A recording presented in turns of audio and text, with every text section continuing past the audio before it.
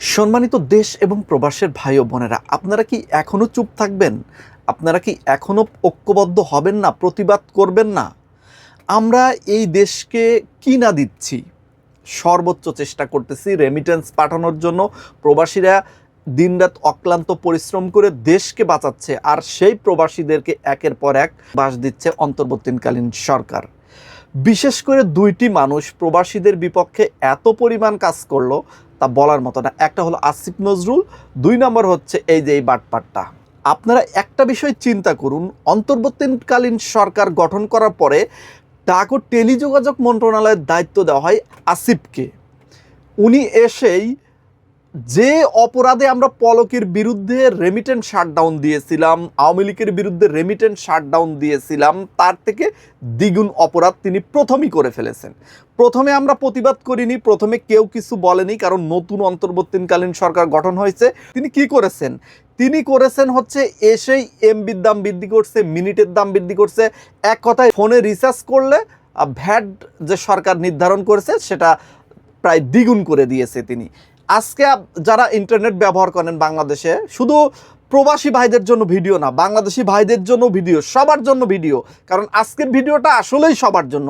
প্রবাসীরা এবং বাংলাদেশি থেকে যারা দেখতেছেন সবার জন্য গুরুত্বপূর্ণ কিছু তথ্যমূলক ইম্পর্টেন্ট বিষয় থাকবে, তাই ভিডিওটি অবশ্যই এড়িয়ে যাবেন না, একদম অনুরোধ করব। দেখেন, দুই আসিফ বাংলাদেশকে একদম শেষ করে দিচ্ছে। ডাক ও টেলিযোগাযোগ মন্ত্রণালয়ের দায়িত্ব দেওয়া হলো আসিফকে। এরপরে উনি কি করলেন যে এমবির দাম বাড়ালেন, তারপরে আমরা রিসার্চ করি সেখানে ভ্যাট বৃদ্ধি করলেন। এগুলো করার কারণে আজকে যারা ইন্টারনেট ব্যবহার করতেছেন, বিশেষ করে ফোন ইউজ করতেছেন, আপনারা যারা টাকা ফ্যাক্সিলোড করেন তারা বলেন এ কথা সত্য কিনা যে আগের তুলনায় এখন আরও বেশি আপনাদের টাকা ব্যয় হচ্ছে এবং বেশি টাকা দিয়ে ইন্টারনেট কেনা হচ্ছে। আপনি অবশ্যই দ্বিমত পোষণ করতে পারবেন না। যে অপরাধে পলককে আমরা তাড়িয়েছি তার থেকে বেশি অপরাধ অলরেডি করে ফেলেছে। আমরা তারপরেও কিছু বলি নাই, ধৈর্য ধরেছি বাংলাদেশের মানুষ যে একটা কাজ করতে গেলে আর একটা ভুল হতেই পারে, কিন্তু না, এরা একের পর এক ভুল করবে। এরা আসলে অযোগ্য। আসলে কি একটা দেশ পরিচালনা করতে যোগ্য মানুষ লাগে, এরা আসলেই অযোগ্য। এদের নাই কোনো যোগ্যতা। শুধু আন্দোলন করে সরকার তাড়ানো এক বিষয়, আর দায়িত্ব পালন করা আর এক বিষয়। একটা কথা প্রবাদে আছে, দেশ স্বাধীন করার চাইতে স্বাধীনতা রক্ষা করা কঠিন। বাস্তব এটা, স্বাধীনতা রক্ষা করা আসলেই কঠিন। তারা গিয়ে একের পর এক বাংলাদেশের জনগণ বিরুদ্ধে আইন পাশ করতেছে। এখন হঠাৎ করে মোবাইলের 59% ভ্যাট। চিন্তা করেন, পৃথিবীর কোনো দেশ নেই যে এই এত পরিমাণ ভ্যাট দেয়। পাশের দেশ 15% ভ্যাটে মোবাইল ক্রয় বিক্রয় চলতেছে।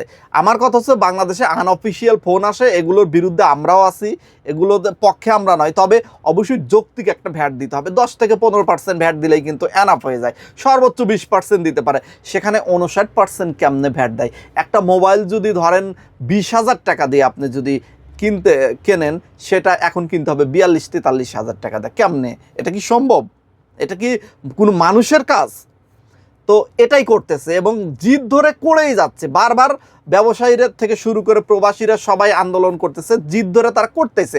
প্রবাসীদের বিরুদ্ধে কি করলো দেখেন, প্রবাসীরা মোবাইল নিয়ে যাবে দেশে, 2 মাসের বেশি থাকলে সেটা রেজিস্ট্রেশন করতে হবে 59% ভ্যাট দিয়ে। মামুর বাড়ির আবদার, তাই না? দেশ থেকে একটা, যদি প্রবাস থেকে একটা আইফোন কেনেন 2 লাখ টাকা দিয়ে, সে বাংলাদেশে গিয়ে সেটা 2 মাসের বেশি চালাতে হলে সেখানে আপনাকে ভ্যাট দিতে হবে 1,20,000 থেকে 30,000 টাকা। মামুর বাড়ির আবদার, তাই না? একটা বিষয় চিন্তা করেন কতটা বেমানান। আচ্ছা, তো তাদের দায়িত্ব দেওয়া হয়েছে দেশ সংস্কার, তারপরে হচ্ছে জনগণের ভালো করার জন্য যে কাজগুলো করা দরকার সেটা করার জন্য। ওনারা কি শুরু করছে? ওনাদের রাজস্ব বৃদ্ধি করার জন্য এত কিসের তাড়াহুড়া? মানে আমাদের থেকে জোর করে ভ্যাট নাও, প্রবাসীদের থেকে ভ্যাট নাও, প্রবাসীর রেমিটেন্স পাঠাও, বাংলাদেশে যারা মোবাইল কেনো তারা 57%, 59% ভ্যাট দিয়ে রাজস্ব পুরা করো, সরকারের টাকা বৃদ্ধি করো, আর সুন্দরভাবে সেই টাকাগুলো যে কোনো রাজনৈতিক দল এসে তারা বিদেশে পাচার করে দেবে। একের পর এক কোন দল পাচার করেনি বাংলাদেশে? যে যখন রাজনীতিতে গেছে সেই টাকা পাচার করছে। এখনও অন্তর্বর্তীকালীন সরকারের সময়ও টাকা পাচার হয়, যেটা আমরা জানতে পারবো পরবর্তী সরকার আসলে। কারণ যখন যে সরকার করে সেই সরকারের কুকীর্তিগুলো তো তখন প্রকাশ পায় না, পরবর্তী সরকার আসলে সেটা খুঁচিয়ে বের করে। সাধারণ জনগণের পকেট কেটে কেন সরকারি রাজস্ব বৃদ্ধি করার জন্য এই আসিফ এই আসিফের জায়গায় আর এক বাটপারে দিছে, এই যে এই বাটপার কেন এর উঠে পড়ে লাগছে আমি বুঝি না। এই বাটপার হলো নাটের গুরু, এরা হতে এ নাকি আবার হইতেছে মাস্টার মাইন্ড, এ নাকি বিপ্লবের মাস্টার মাইন্ড। ওরা তো দেখতেই বদমাইশের মতো লাগে, ওরা দেখলেই বদমাইশের মতো লাগে, ও মাস্টার মাইন্ড হয়। আর কথা চিন্তাধারা সব কিছুই বদমাইশির মতো। প্রবাসী ভাইরা এখনও চুপ থাকবেন না। আমরা যেভাবে পলককে রেমিটেন্স শাটডাউন দিয়ে শুয়ে ফেলেছিলাম, মাপ চাওয়াতে বাধ্য করছি, অন্তর্বর্তীকালীন সরকার এই বাটপার এরাও এরকম আমরা করতে পারবো। পলকের জায়গায় দায়িত্ব নিচ্ছে, তো পলকের জায়গায় দায়িত্ব নিয়ে খুব একদম পলকের চাইতেও বাটপারি বেশি শুরু করছে। প্রবাসী ভাইরা আর চুপ থাকা যাবে না, এখন আর চুপ থাকার সময় নেই, এখন আর চুপ থাকা চলবে না। এরা আসলেই যে কোনো সরকারের চাইতে আরও মারাত্মক কিছু কাজ করতেছে, যেগুলো আসলে দরকারই ছিল না। 3 মাস পরে নির্বাচন দেওয়া চলে যাচ্ছে, এখন উঠে পড়ে লাগছে এটা করতে হবে, ওইটা করতে হবে, সেটা করতে হবে।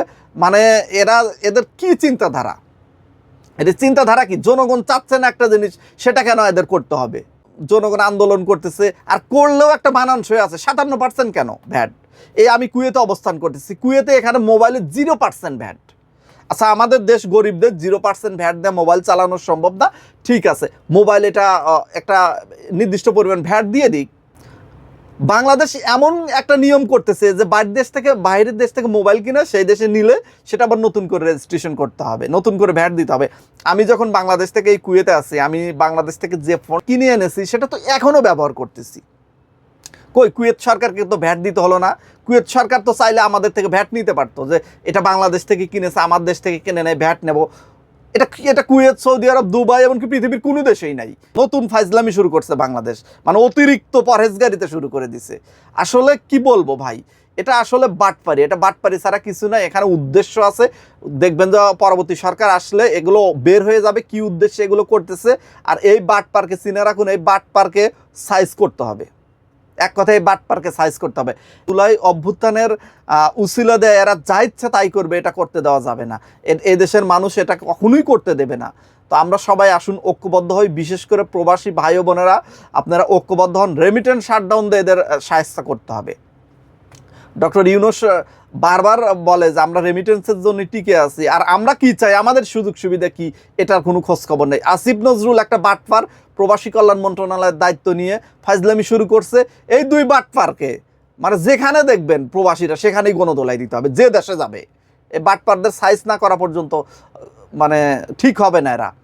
এরা একটা কাজ করলে প্রবাসীদের সাথে পরামর্শ করছে, প্রবাসীরা মোবাইল নিয়ে যাবে না কি নিয়ে যাবে, ভ্যাট অবশ্যই দেবে না কেন? 10% ভ্যাট করুক, 15% করুক, একটা জিনিসের তো মানানসই। যে জিনিস আমি কিনবো 50,000 টাকা দেয়, সেই জিনিস আমি একবার 30,000 টাকা ভ্যাট দেবো?